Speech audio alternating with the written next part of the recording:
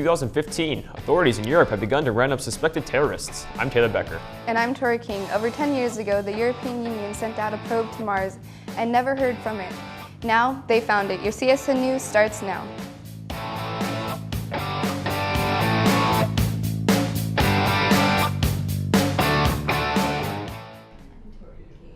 As European investigators moved up to sweep suspected radicals, Belgian police said on Friday that 13 people had been detained in Belgium and two in France after a shootout in which 2 men believed to be militants were killed. Officials also said authorities had conducted searches at a dozen locations where police had found 4 weapons normally used by the military, including an AK-47 assault rifles.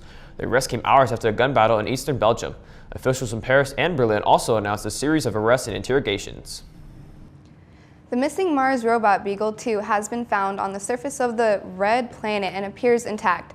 High-resolution images taken from orbit have identified its landing location, and it looks to be in one piece.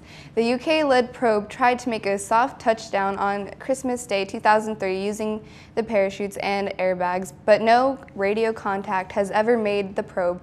Many scientists assumed it had been destroyed in the high-velocity impact. The new pictures hint that what really happened in the European mission Beagle's designed incorporated series of deployable solar panels which appeared to fail to successfully deploy, robbing the rover of the power needed to contact Earth.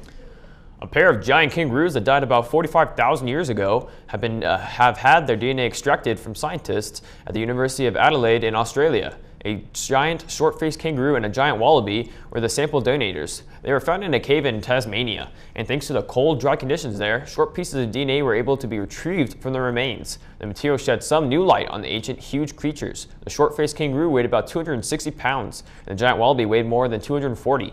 Turns out they did not hop, but walk to get where they wanted to be. And we'll be right back after these messages.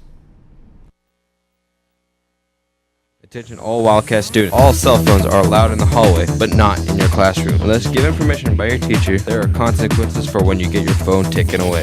First time, you're given a warning. Second time, your parent or guardian has to come get it. Third time, your parent's contacted, parent or guardian has to come get device, and you have 1 after-school detention. Fourth time, parents contacted and parent or guardian picks up device, and you have 2 after-school detention. Then, the 5th time, you are suspended and device is given back to you at re-entry conference with the dean. Today's weather is brought to you by Dr. Kim Keller. Your smile is your first impression. Make it a great one and visit Dr. Keller today. Today's high is 39, the low of 25 with rain and snow. Tomorrow's high is 38 with the low of 35 with rain and snow.